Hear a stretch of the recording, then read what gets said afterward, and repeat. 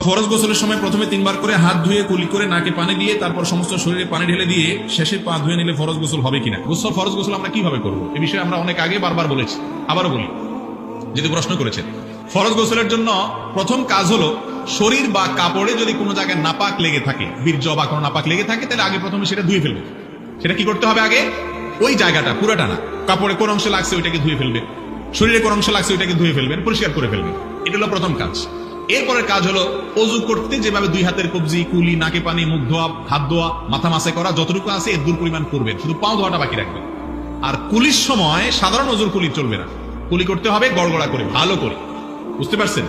নাকে পানিও দিবেন ভালো করে। এরপরে আপনার শরীরে আপনি পানি ঢালেন, মাথায় কাঁধে পানি ঢালেন, 3 বার কমপক্ষে ঢালেন এবং ভালো করে ডলেন।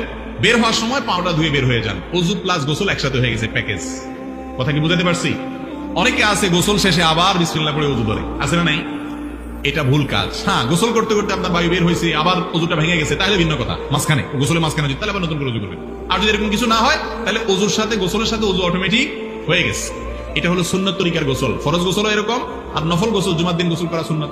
সেই গোসল আপনি করতে গেছেন, এখন তো শরীরে নাপাক লাগে নাই, তাহলে তো আর নাপাক ধোয়ার ব্যাপার নাই।